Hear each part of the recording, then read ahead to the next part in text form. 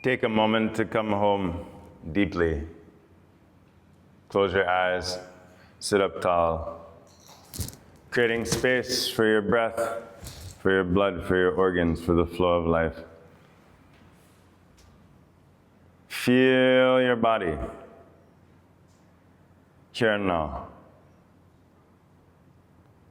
Feel the contact with the earth, feel the contact with the sky. And then feel your inner body. This dance of life, of organs and blood and cells and enzymes and everything, the whole universe.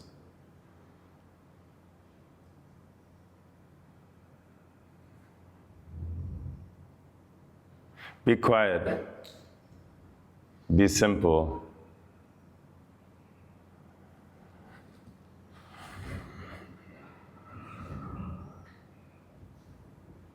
Slow down your breath. Slow down the rhythm of your mind.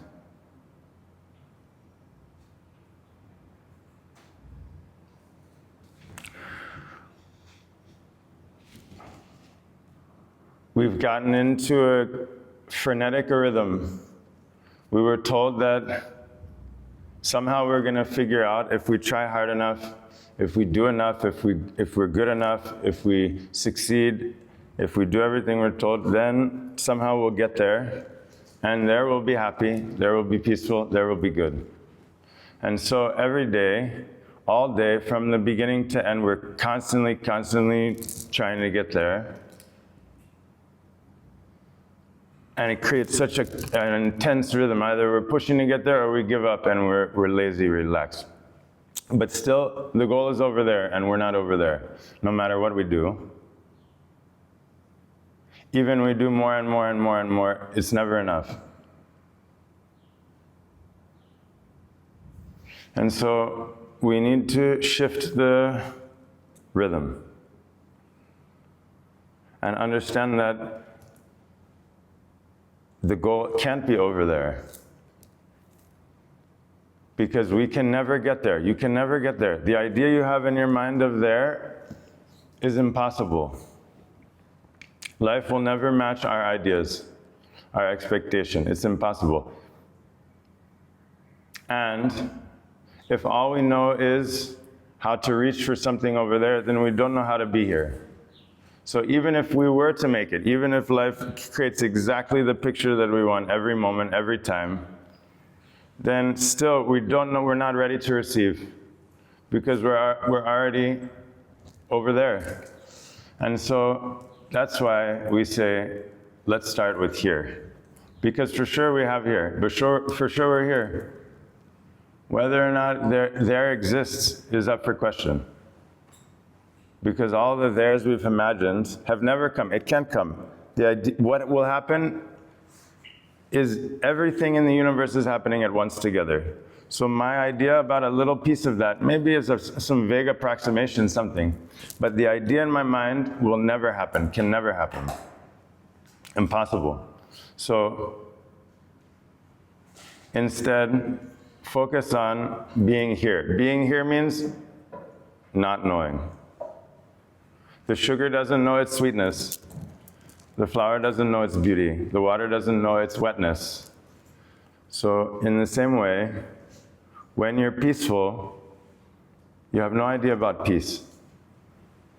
You're only thinking about peace when there's no peace. When you're truly peaceful, you're so present, you're not thinking about yourself at all.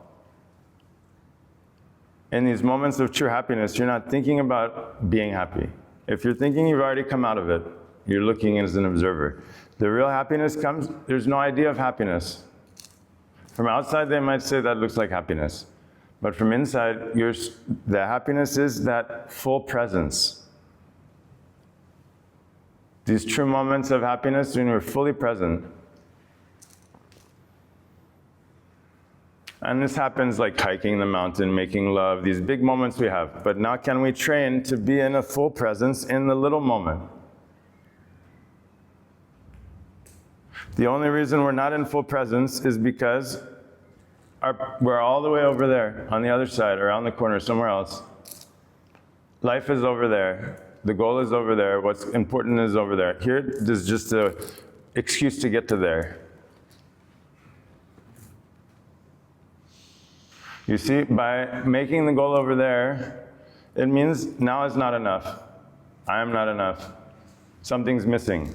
So that's something, you can never fix it. You can never fill it because it's only in your mind.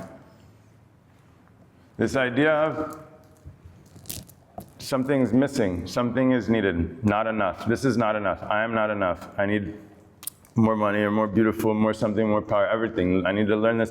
First, I need to do this and this and this and that. Then, so many conditions, impossible to fill them. And by default, we're making this moment inferior. This moment is inferior. It's not enough. I'm not enough now, but then I will be enough. You see, it's very sneaky. It's an impossible trap.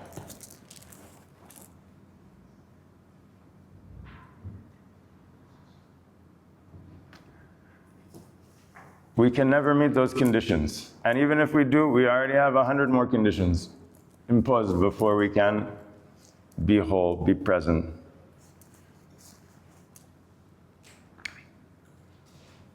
So this is what I mean, radical presence right now. This moment is enough. This moment is whole. The whole universe is culminating this moment.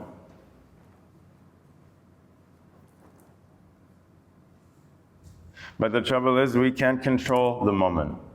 You must surrender it. The control is the future. The then and there, because it's false, we can control in our minds. Each one of us, we're controlling very carefully the past and the future. But present moment can't be known, can't be controlled. This is the wild. This is the freedom. So we have to investigate very clearly. Is the goal over there?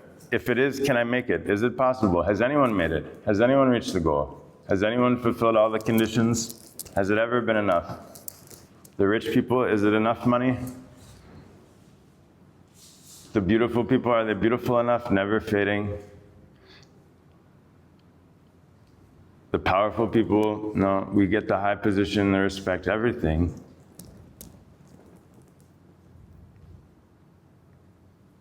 Is it enough?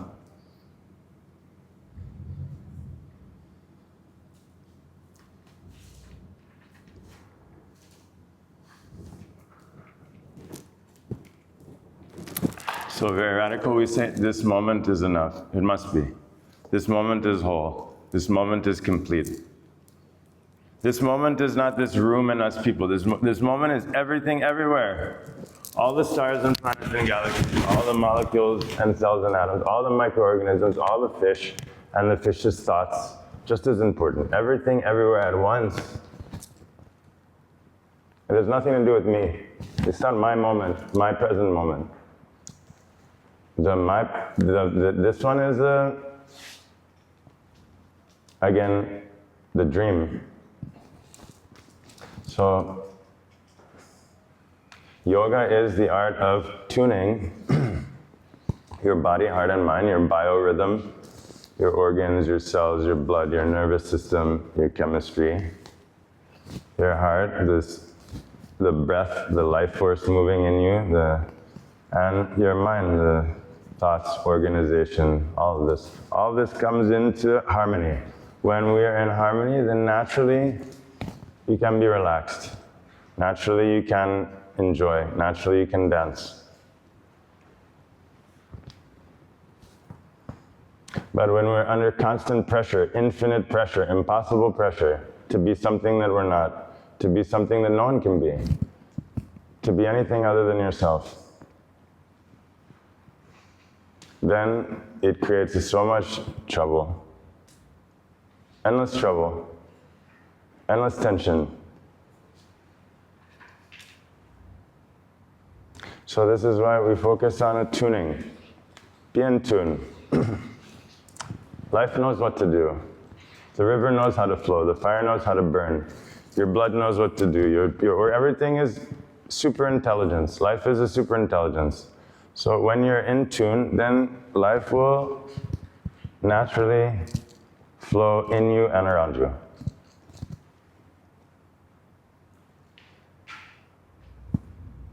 This is the process of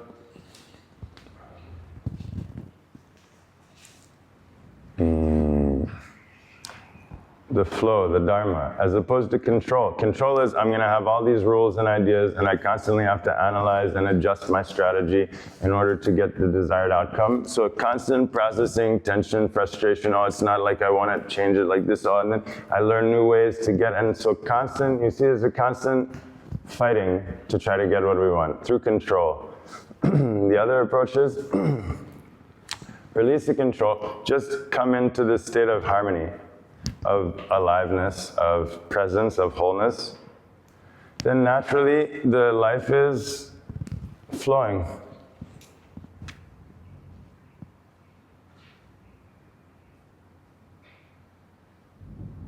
The same way for all the species everywhere, since everything everywhere.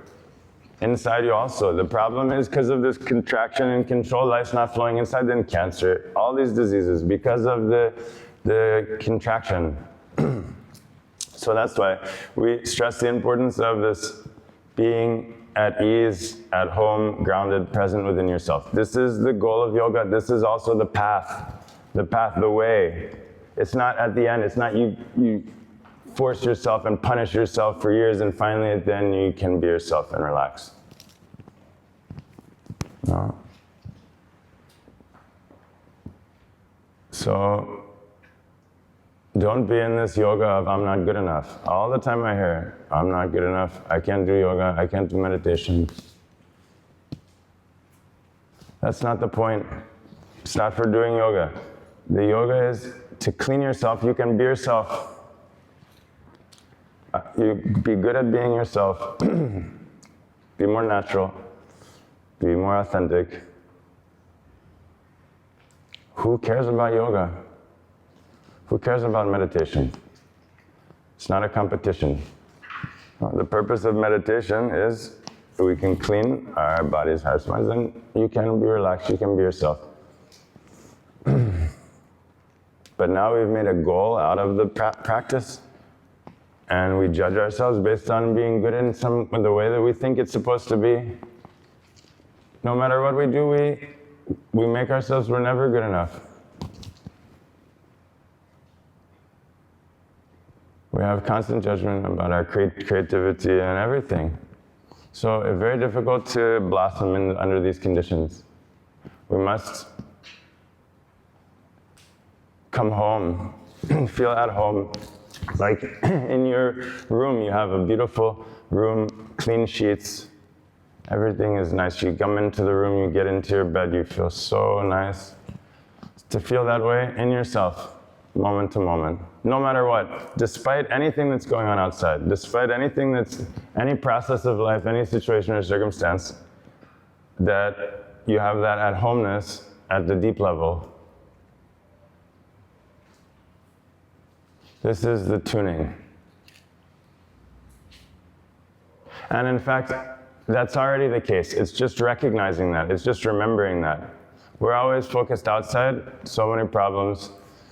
But when you slow down and tune in, then you see that wholeness is at the core of everything. That peace is at the core, beneath the surface. So it's not like we have to find something or discover something somewhere outside. It's just tuning back into that natural presence. It's a habit, like anything. People have different ways of walking, different ways of eating, different ways of talking. Like playing a sport, someone has a way to kick the ball. You're kicking it, it's going in the wrong direction every time. You have to train how to kick it properly. If you practice for some weeks or months, again and again, you just remind yourself, no, like this, eventually, you kick the ball properly every time. Because it's a habit. Everything you do is a habit. The way you react, the way that you speak, the way that you think, the way that you sleep, everything we do is a habit, everything. So, the same like you play a musical instrument and you have a bad habit. This one finger you don't put in the right place. Every time you're flat on this one note. So what do? You don't need to study physics and aerodynamics and learn how to make a violin and everything. You don't need to know anything. You simply need someone to show you, oh no, like this, and then you adjust and you repeat that again and again, like training. And then, whether you like it or not, over time, then eventually it just becomes natural. The old one goes away. So we're not breathing properly. We're not holding our bodies properly. We're not nourishing ourselves properly. No, these things. If that's the case, if it's not the case, then no problem. If everything's good, then it's fine. But if somehow our technique is off, our understanding of the game, the rules is off, if we think the goal is over there and it's over there, then this is a problem. We're going to score on the other team, score on ourselves something. If we're running this way, but the goal is somewhere else, we need to know. So these points we have to consider. And then just like a sports player, just like a musician, in a very simple, repetitive way, we establish the harmonious flow of life force in the daily life, for the daily life, not for the yoga. Everybody, it's unbelievable. The yoga is not for the sake of yoga. The yoga is 100% for the daily life. The practice is just like a warm-up. The real yoga is your relationship with the life, with the present moment, with yourself, with your breath, with the earth, with the elements, with time. This is the yoga. The other one is just this basic cleaning and tuning so that we can practice the real yoga.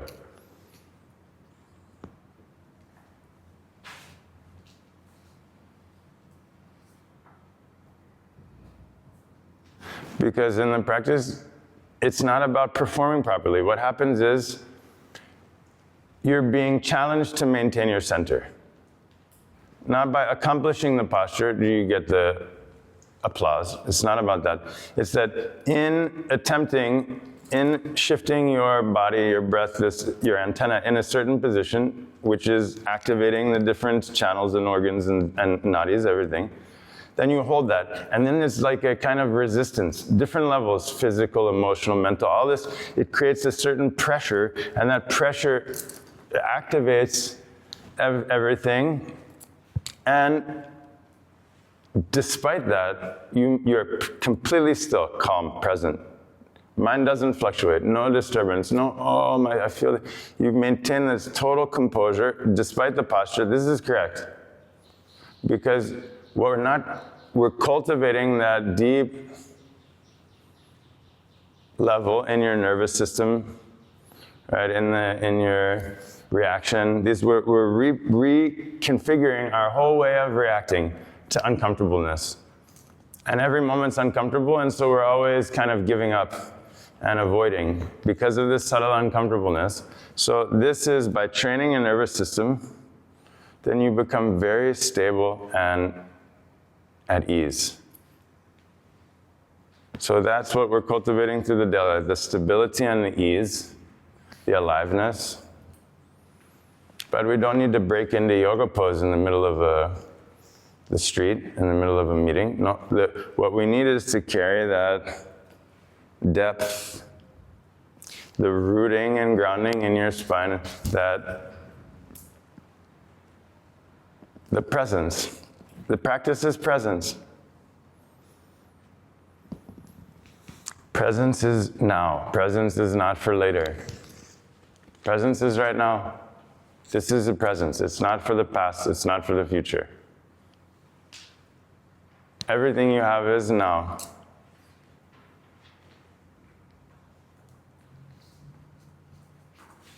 So this is why we recommend to spend a little time each day to clean your body, heart, and mind. You clean your dishes, clean your clothes, you clean your skin a little bit with soap and chemicals, right? But it's not enough. For sure, we clean our teeth, we clean our cars, we clean our phones, we clean the bathroom. But what's more important? What's going to determine the quality of your life? The cleanliness of your teeth, the cleanliness of your heart, the cleanliness of your car, the cleanliness of your mind. So, if it's not possible to clean the heart, the mind, the body, body means cells, organs, glands. This is the body, not just the surface, of course. The real body is at the deep level. So if it's not possible to clean them, then it's fine. No problem. Then we have excuse. You can't wash your clothes, okay, what to do? You just wear the old dirty clothes all the time. But if it is possible and we don't do it, then we have to take responsibility. Because for sure, the problems we're facing, the difficulty, the tension, this is coming from our hearts and minds and body. Being out of tune, neglected like this, out of not, like a houseplant that's not watered and gets no light, just like. But the good news is what I saw very clearly. You have a houseplant, you forget to water, you go on vacation. It shrivels up, all the leaves fall. It looks like it's dead. But if you give the water and love, then it springs back to life. It regrows itself immediately. Immediately. You can cut the tree from the bottom of the trunk. It regrows itself immediately. In the same way, I've seen that humans also, no matter what the state, when we give the proper love and nourishment, immediately regenerating. So the problem is that lifestyle, our toxic lifestyle now, is very difficult, to maintain that, your center, everything. So that's why we recommend to take time each day. It's like watering the garden. It's the act of love. You spend 30 minutes a day to bathe in your own love, to awaken your cells, your organs, your heart, to breathe, to be in this wholeness, to not for others. No, the yoga must be done at home alone. It's like masturbation. You do it alone, right? It's not a public thing. This is a very intimate, this is the most sacred moment. This is making love to yourself, the universe, to be at home alive within yourself. And it's not even, you don't even need to think it, just by taking that time. To breathe itself is the love. You're filling yourself with love. When you stretch and you feel the burning, that burning is love. It's the essence of the energy of life. So just to be connected each day, to take that time each day, start the day. Ideally, first thing, musicians should tune their instrument before they play. It's the right thing to do. Also in a sports, you should warm up before you play. For sure, the players who warm up first are going to perform much, much better. And so if we apply the same to our daily life, we take the time each morning, we tune ourselves, we warm up to be alive, to breathe, to listen, to be still, to focus, to be stable, to be relaxed,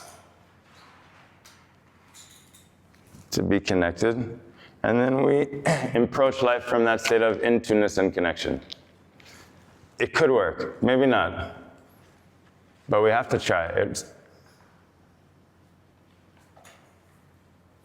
The warm-up for the sport is very simple, the same thing, very simple thing. Tuning instrument is very simple, it's the same, it doesn't need to be fancy. If it's fancy, then it's too much, you can never do it. Simple, very simple. And it must be ideally fixed thing every day, same time, same thing. Otherwise, it's very difficult to maintain that rhythm. So this is the one way of, the traditional way of yoga as medicine, as the path of integration. And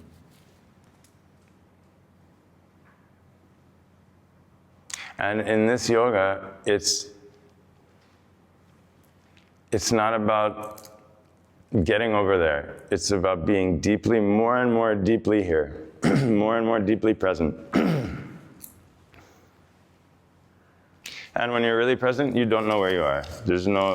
To be present means no thinking. All thinking is pulling you into the past, into the future. The future is just the past. The future is a projection of the past based on calculations. There's no future. So everything, all the mind is always in the past. So to be present means no mind, no thoughts.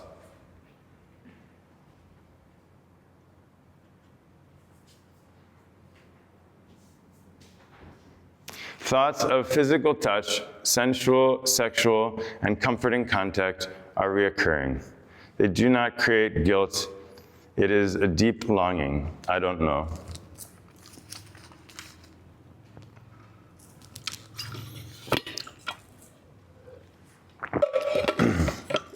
I discovered recently in Cambodia, I've been living here for 15 years, and I had a son, and in Cambodia they sleep with their children, always, every day. And I had no idea. I didn't sleep with my parents ever. And at first I didn't think much about it, but after a few years, it came to be my favorite part of every day.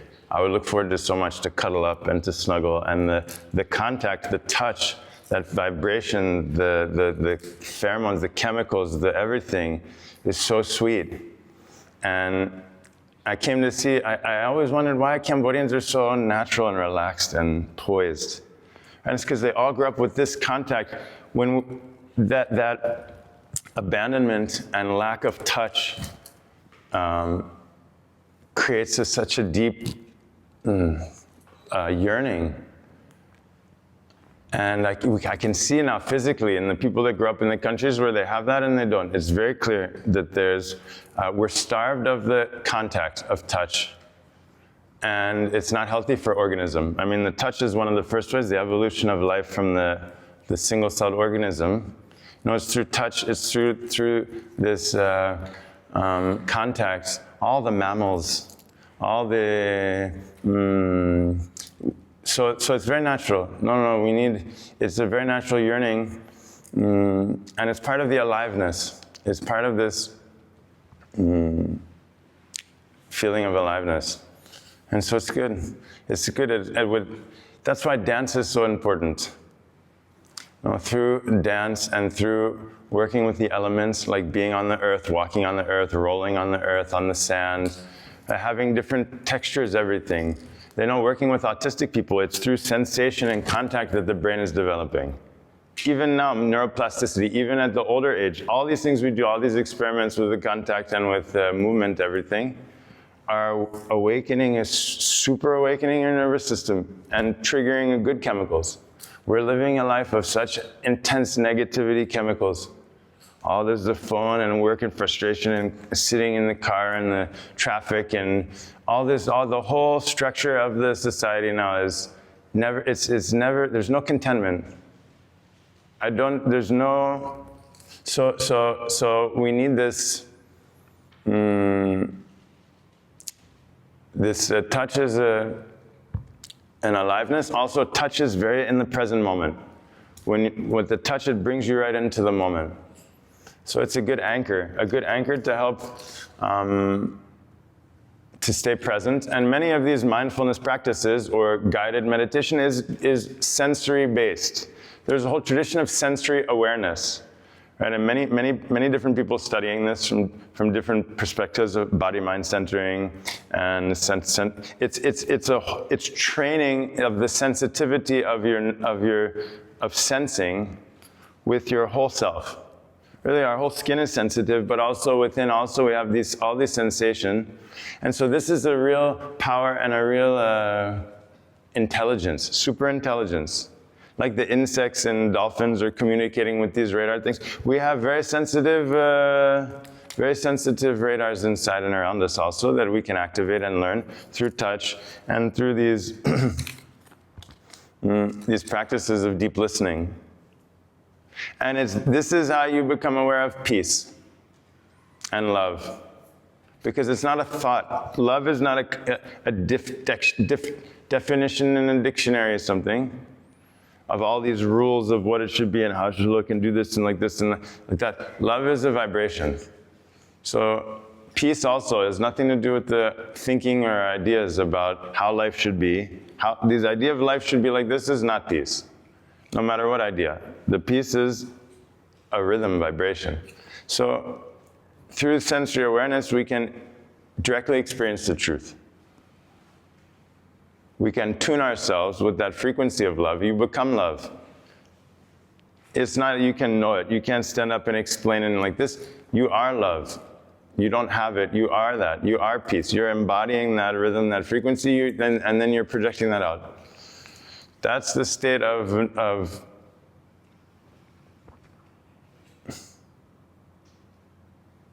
you are happiness. It's not knowing, oh, I know what happiness, I know happiness. It happened once 10 years ago. It's a way of life. It's not like a conclusion or an object. And so this is why we need to tune ourselves at the level of sensation. So this is good. We have to pay more and more attention to the feeling in our body. This language, this is communicating the truth. This is also how we know our intuition. It's like you're walking in the park, you hear someone singing out of tune, and you feel, oh, you feel inside something, ah. Then someone else singing in tune, and you feel, ah, like this. So in the same way, every moment, with every person, everything, every idea, you're either feeling this, or ah, like this. This is the contraction or expansion. This is the language of the intuition of the heart. And so we need to quiet the mind and then very carefully pay attention to the subtle language. This will guide you better, much better than the constant weighing the pros and cons and stuff like that, because there's a deeper inner knowing. There's a deeper inner knowing. And so that knowing is, it's like hearing music in tune or hearing music out of tune, inside.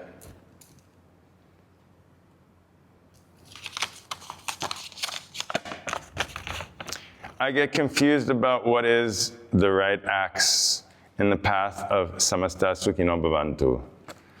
The learning, direction, seeking, and honest to true. Direction, seeking, confused.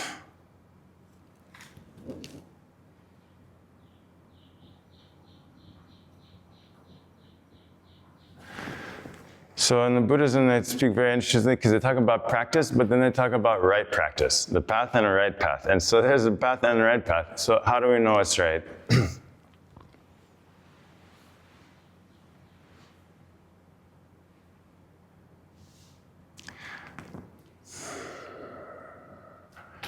Basically, whatever we think is wrong, all of our ideas, no matter how hard we try, if we're following the mind, it's taking us in the wrong direction.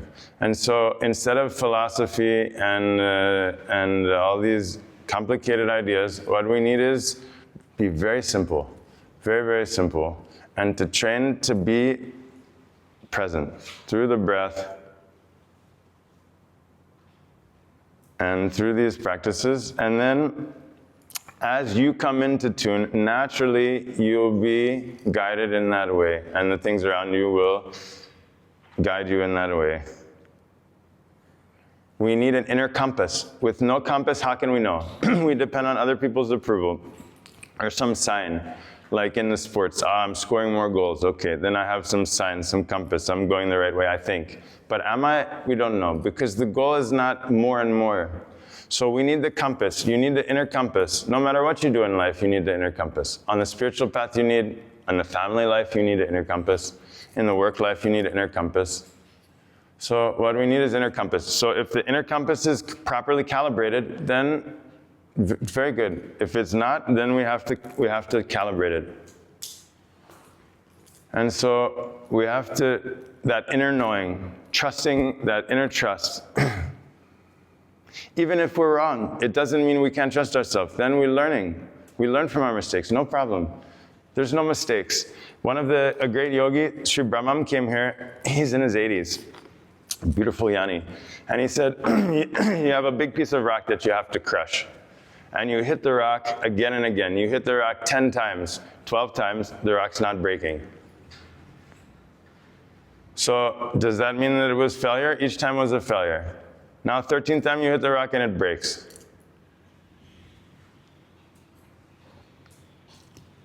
So there's no failure. No, we don't see the process. We don't understand about life. And so we have to be ready, willing always to make a mistake and then learn and immediately change direction. So that's the inner compass. Then, best if possible, we get contact with the sages and enlightened masters. Right? You want to learn to play the violin, you want to go and be near the great violinists. You want to go to learn a sport, you want to be near the great sports players. So if you want to learn to be present and to be at home in yourself, you have to go near the sages and enlightened masters.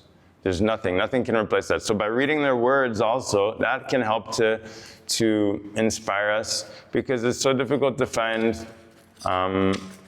role models in this time. So we have inner compass, and then we have what's called Shastra, which is the writings or the sages. And that can help us to stay in line. Also, the other important thing is the Sangha, the community. Right? It's through the community and sharing with others and through our openness and vulnerability that it helps us to refine our way, our flow. It helps keep us in check too. We very easily, we lose sight of what's important. We lose sight of ourselves. We're spinning out in something. But our brothers and sisters can help uplift us and to remind us of our beauty and our power when we're going through the challenges. So that's why without the Sangha, without the Buddha, without the Dhamma, these are the three, the Buddha, the Dhamma, the Sangha. The Dhamma is that inner tuning, the Buddha is the sages, the enlightened teachings, the Sangha is the brothers and sisters. Sangha is also all of nature too. The trees are teaching, the birds, the insects. All of life is supporting us. What advice do you have for an empath who feels things so intensely and struggles with balancing this aspect of my nature with the spiritual path?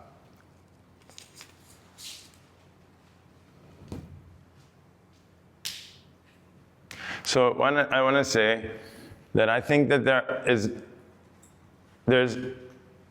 there aren't two lives. There's no spiritual life and non-spiritual life. There's only one life. And if we're going to use the word spiritual, spiritual just means to be alive, to be real. It's not anything special or different than anything. So the spiritual life is not separate in any way from any other life, from work life or family life or from any other life. There's no two lives. There's only one life, that's for sure. There's no personal life and a family life and work life and fun life and whatever. This is a problem. We have too many lives, it's impossible. We don't know which one. Which one am I? So we have to make one life. We have to bring all these lives together. There's only one life. That one life we can call the spiritual life. If there's one life, then it's spiritual. If there's 100 lives, then none of them are the spiritual life. So first one life, and then that spiritual life, spiritual path, then that is the path. It's working with your nature. That doesn't make it difficult. That is the path. That is your path. It's not that, it's hard for me to be on the path because of this. No, that challenge is your path. That is the path.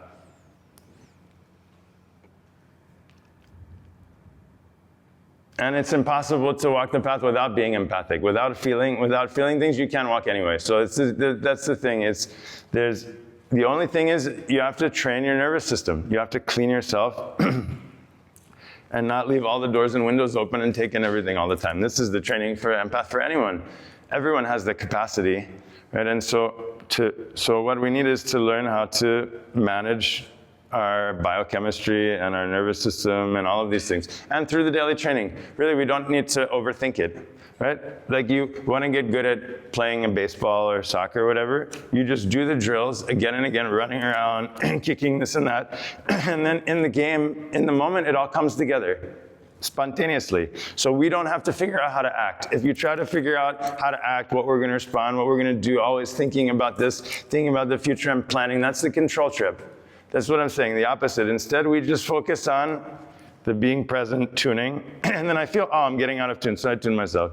I need this. Then I know from within, and then in the moment, that which is needed will come spontaneously because I'm grounded, connected, I'm trained, I've played 10,000 times. So in the moment, I don't have to think about it. I can respond, I can flow, I can dance. It's like that. The empathic, that's great. It's great. Everything's a double-edged sword. Anyway, so we have to learn how to work with that. Daily practice. The daily practice is essential. If someone wants to learn and play a sport, what's the advice? Practice every day. Learn a foreign language, practice every day. No, you want to learn to play a musical instrument, practice every day. Regular, repetitive, focused practice, not just do what you feel like every time. Someone who wants to play music and they just play around and like that we need the training, at least the foundation. We need a good foundation, strong foundation. How to breathe, how to sit, how to be still, how to focus, how to look, how to see clearly, how to not think, how to be present. We need the foundation. It's worth it. We can train the foundation for sure. You see, the same way in the sports, you can train to hit the ball over the forehand, you can train a backhand. You have to train. It doesn't happen automatically. Even for the great, like virtuoso, the virtuosa musicians and the great sports players are still going through the same regular training for years and years. Even when you make the highest level of the Olympics, you don't stop training. You're training even more. And the same basic things. So if we can improve even slightly, even a little bit, the basic functions of life, just breathing, even if we could just learn to breathe, then everything, your digestion, your sleep, your emotional state, your mood, everything changes, everything. This is the rhythm, focusing on the underlying rhythm of life. Question. How can you share life with individuals you love, but are not at all on an awakening journey, or all fall into the societal capitalistic egoic dynamics? How can you have conversations and share points of view, or even value what they say?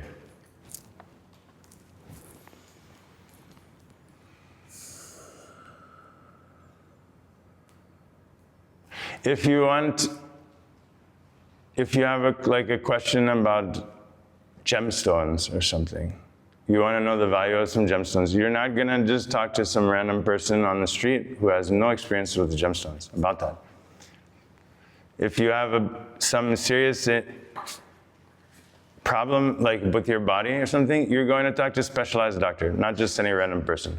So some things we don't need to talk about with everyone. We need to see also, first we need to see, why do we want to talk? Why are we talking? That's why silence is so important. Less talking is always better. One of the biggest problems, over talking, overeating, overthinking. All these are connected.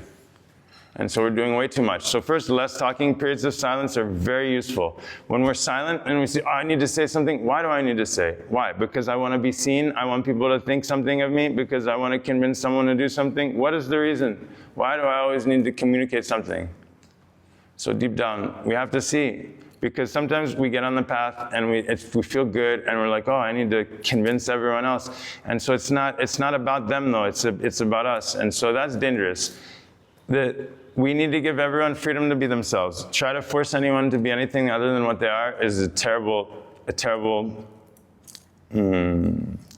trouble. Right? And so part of being on the path is that respect, to respect everyone and ourselves. All the same, the people around us are for our growth and learning. Right? No matter, we were born in a certain family, in a certain country, certain dynamics happen, all of that. And so we can be resentful. There's all kinds of trauma and all kinds of challenges. But these are these situations that we're given, the people that surround us, our family, our children, our coworkers, all of this, right? This is a part of the journey. And so we have to, there are different stages and phases. Right? There's a phase where we feel so fed up with it that we just walk away from society. This is part of it too, where we have to completely separate ourselves because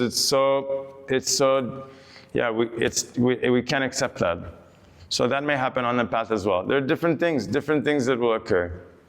Eventually, as we become grounded in that way of life, it will be natural.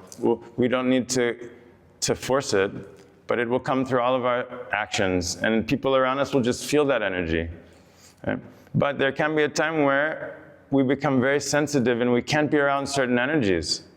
And maybe even we don't want to be in the city. Instead, we want to be in the countryside. Or we don't want to eat as much meat. We eat less meat. But that will happen naturally. We can't force that with ideas or rules. As we become more and more subtle, more in tune, more present, then naturally we lose the taste for things that we don't like. Same like when we're growing up. We have a blanket or something we're attached to, but as we grow older, it just falls away. We don't need it anymore. In the same way, as you become more and more in tune with yourself, at home in yourself, at peace with yourself, then you're able to set clear boundaries, right? And you're able to know like when it's time to come, when it's time to go. Because every now and then it's time to go.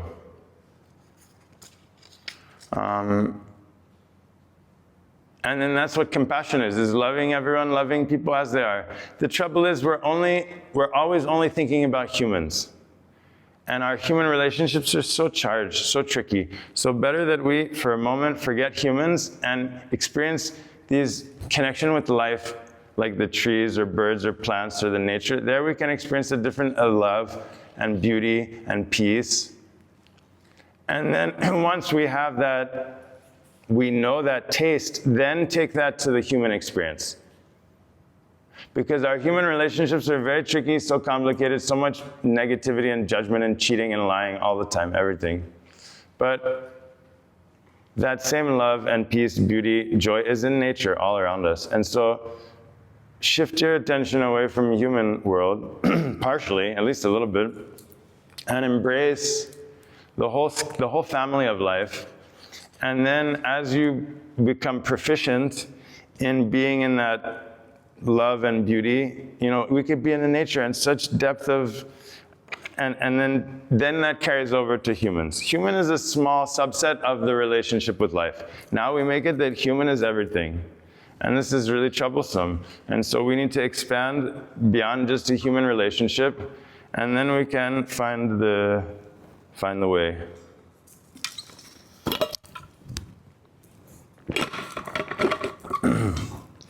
Why do we need a guru?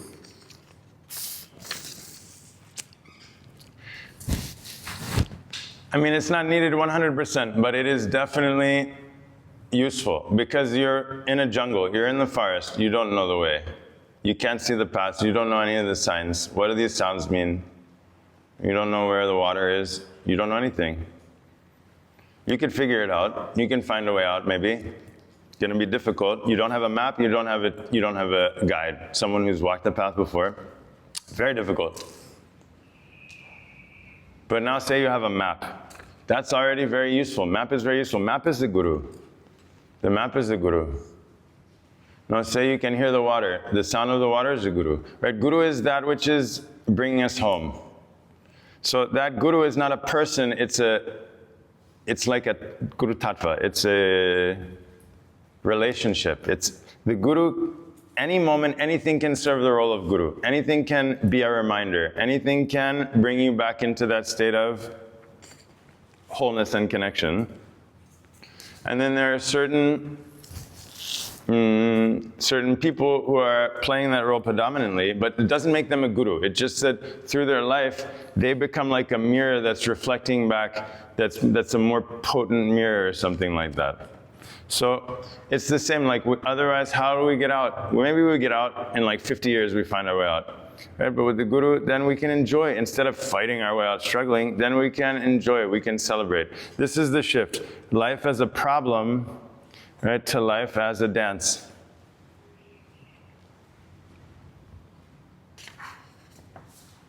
What is the solution for a mind attack? Yeah, like a heart attack, like a mind attack. Well, same, the solution for the heart attack is good, healthy habits before the attack happens. I mean, once the attack is happening, it's a little bit too late. That's the issue.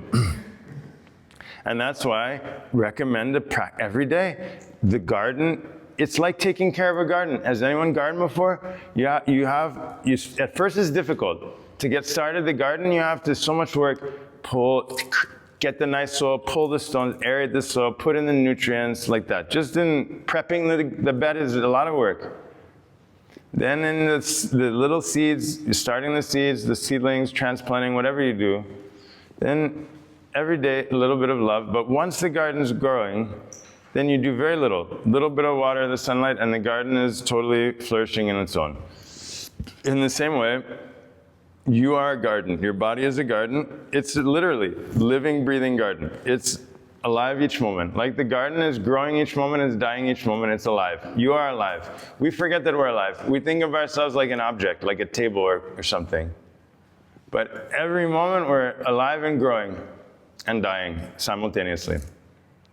Your body and your heart is another garden, different garden, requires different nutrients, and your mind, all three. We have to take care of the garden, to nurture the garden, to nourish the garden every day, and then less prone to mind attack.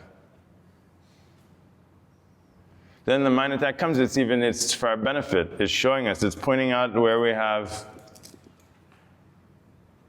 to do something, we have some work to do. Really, there's no problem. We have pain in our body. Oh, is the problem the pain? No, that pain is a messenger. That pain is the wisdom telling you you have to pay attention to something. If there's no pain, imagine.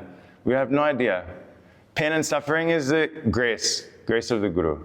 Pain and suffering is the teacher. The pain and suffering is not the problem, is not the culprit. It's the way of life, whatever something out, it's whatever that is. That is just the messenger. So the same with the resistance. That's why when to relax into the resistance, to breathe into that, then that it unlocks the infinite power. So the mind attack is just the infinite power that's blocked, and so it's coming out in like a spasm. So that's why we need to maintain a healthy rhythm. Comb your hair, comb through your nervous system every day with your breath, with a mantra, with vibration. How not to get distracted by people or our own judgment on the way to spirituality.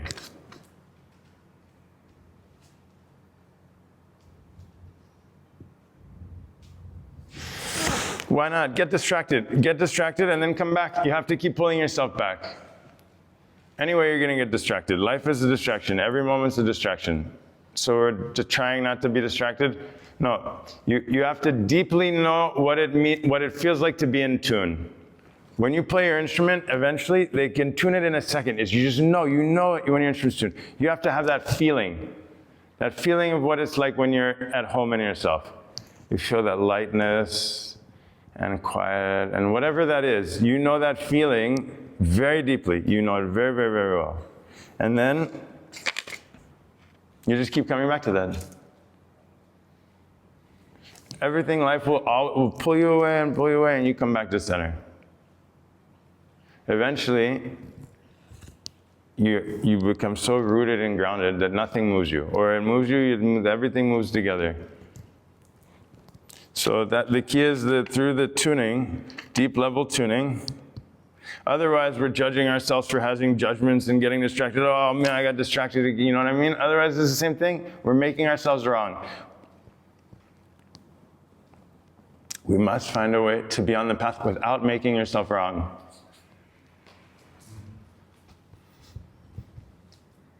How can you be present when you're making yourself wrong?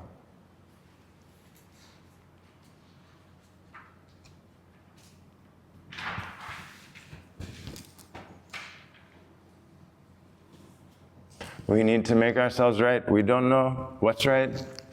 It's never enough. You see, you have to investigate. I can see clearly in my mind and in the programming. It's never right. It's never enough. There's always some ideal, but that which is never that. So if it's never right, if it's never enough, then there's no way. That's why we say that this moment is enough. How to keep the serenity beyond this crazy world. So the yogis say that it's like the ocean. On the surface of the ocean you have waves. The waves are continually moving and crashing. Where do they come from? We don't know. Where are they going? The waves are natural phenomena. So in the life there's constant thoughts, endless thoughts. In your mind the thoughts keep coming and going. No, things are happening. Babies are born, worlds are born, everything. The waves are occurring on the surface. Beneath the surface, there are no waves, just the current. And if you go all the way to the depth, then it's the stillness. And so all the disturbance is only on the surface. All the thoughts are on the surface of your mind. At the deep level of your mind, there's no thoughts. But you're always on the surface. So it's not about the world, it's about your tuning, your alignment, your perspective.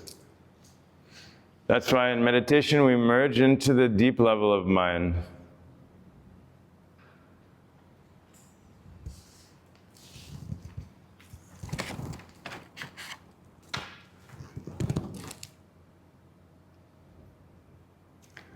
So that peace, that deep peace is beneath the surface of everything.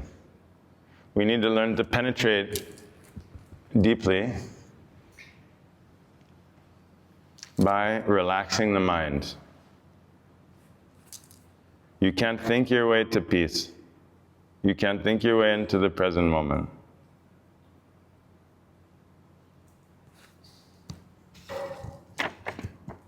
How do we treat others?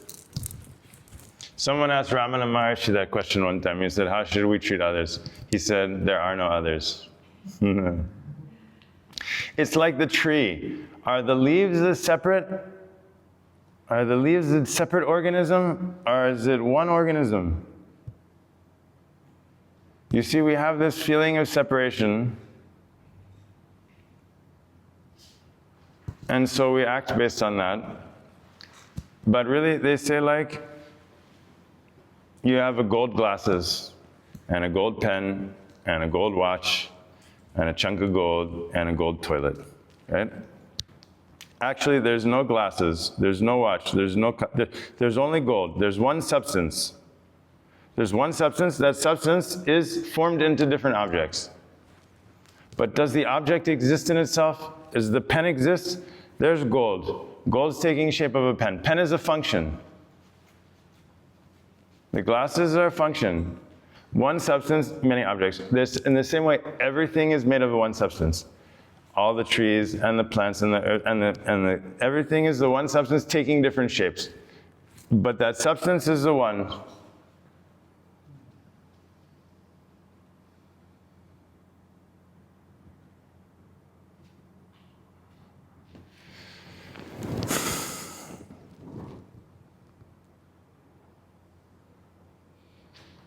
And however we act is a projection of ourselves. However we're treating others is how we're treating ourselves. We're treating ourselves through the other. We're teaching ourselves through the other. So that's why, at all costs, we have to clean our bodies, hearts, and mind. We have to clean the mirror. We have to tune our instrument. Because otherwise, we're not making a problem for ourselves. We're making a problem for everyone around us. We want our life to be a blessing for those around us, to bring fruits and to bring peace and calm. We don't want to be causing other people negative, to be angry, to be anxious, like this, fearful. So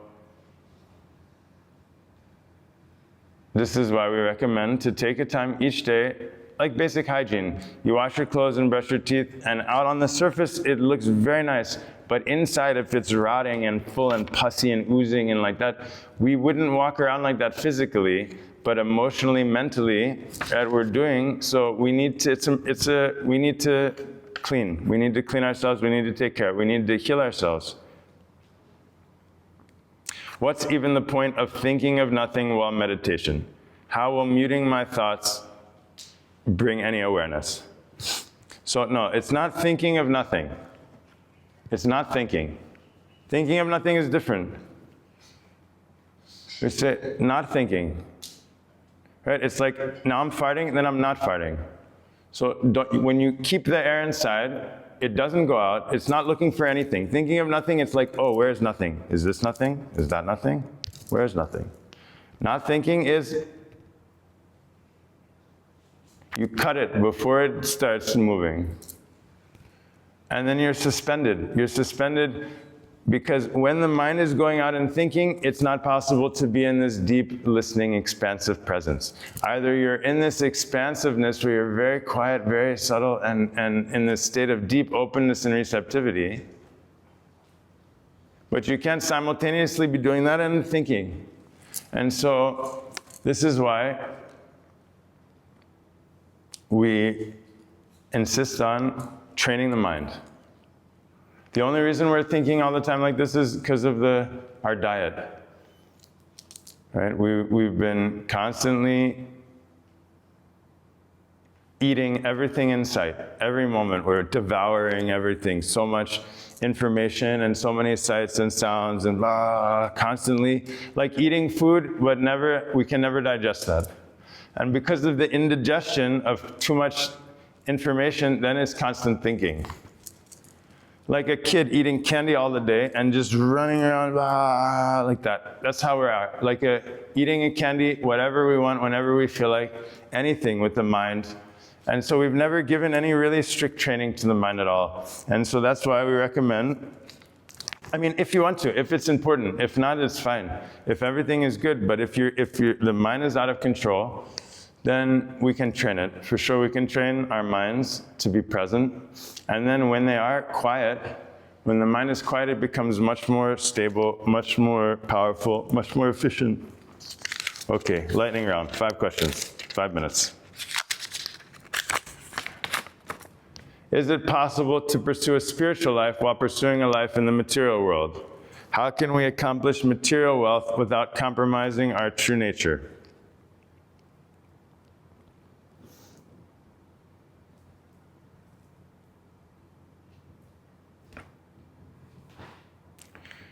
Well, the question, what is wealth? Right, wealth, one aspect of wealth is the money in the bank. Another aspect of wealth is good health. Another aspect is good relationships. Another aspect is a nice environment. Another aspect is doing good.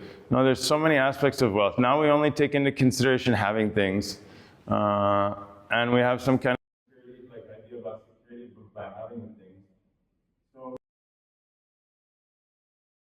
But we can have abundance in our life for sure. When we're in tune with ourselves, then there'll be abundance at every level. The being in tune with yourself doesn't mean you can't do anything or you don't do anything. We'll be more efficient in our family life, right? When we're breathing naturally and not living in the past and grounded and centered, we will be better with our children, with our parents, in our work, with everyone. It's that in-tuneness is enhancing every aspect of life. It's not detracting from any of that. It doesn't take away from any of that. To sacrifice yourself, to ignore yourself, to neglect yourself is, in the long run, is not going to work. Right? Maybe temporarily you attain something, some goal or something, but at the expense of your family and your health and like that. Is that wealth? That can't be wealth. So, yes, the one life. What is my true obligation, role, duty in relationships? I get confused and can end up being heavy. How to engage joyfully?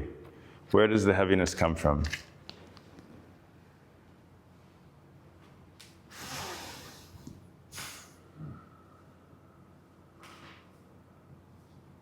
Yeah, always,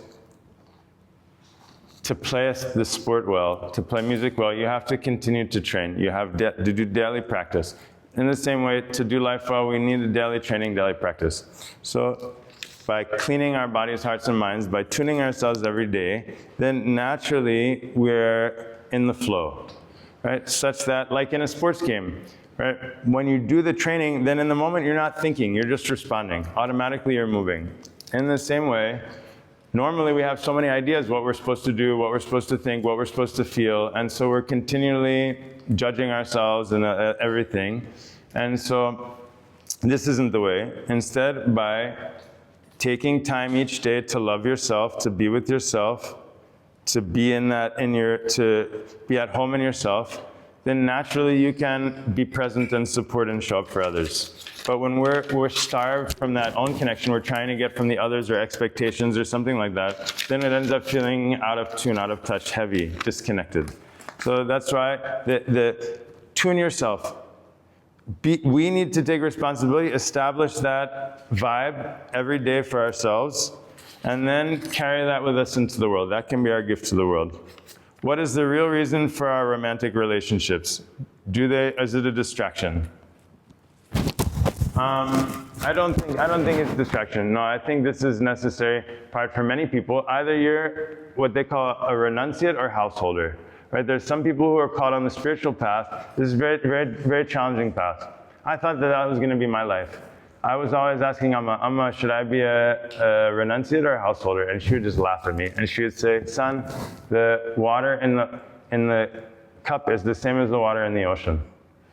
And I said, Amma, it took me many years to kind of unpack that. But now, having lived also family life, raising children, and the renunciate life simultaneously, I can see that we get the same lessons and benefits from engaging in the householder family life as we do on the spiritual path. But it's very difficult in the modern time to maintain that same devotion and reverence in the family life as we do on the spiritual path. But for sure, it's a training, it's a life training. That's why we're here on the planet, is to learn, is for this growth and learning and training. And so we're going to get that training wherever we are, whether it's the family life or in the renunciate life. And nowadays, there's very few people on the path of renunciation. So the family life is good. Why is being a vegetarian important? Nothing is important. To be yourself is important. The snake, let the snake be the snake. Let the tiger be the tiger. Wow, ripping apart the meat and everything. So, to be yourself is important. The more and more you're yourself, then naturally you feel, okay, maybe if I don't want to eat meat. For me, the question eating meat, it'd be like you asked me to eat a brick, or you asked me to eat a piece of wood. For me, it's not food. I look at that and I have no desire. It would be very strange. It would be like you asking me to eat some dirt, you know? So, but that happens naturally. It's not through rules. You know, the people, the real celibacy, it's not like forcing yourself, oh, I'm not going to have sex. It's because they've attained a level where they have that desire is not there. There's no pressure. So this is why what's important is to be in tune with yourself. More and more in tune with yourself, at home within yourself. And then everything else will come in relation to that. Why do we get triggered? The trigger is beautiful. It's like the gong. The gong that's reminding us that we have to be present. You know, through the triggers, it's pointing at this, reminding us to come back to center. And then as we train our nervous system more and more, the triggers become quieter. The same thing but quieter. Then it slowly fades away.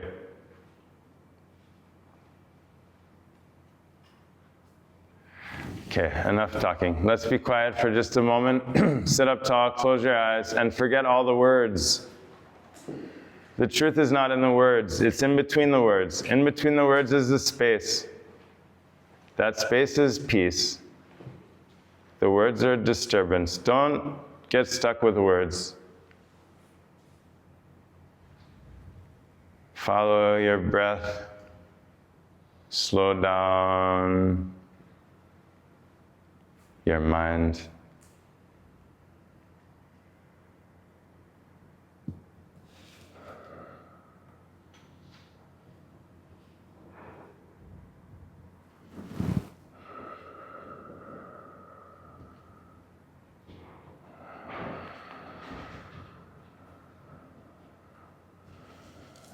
Oh.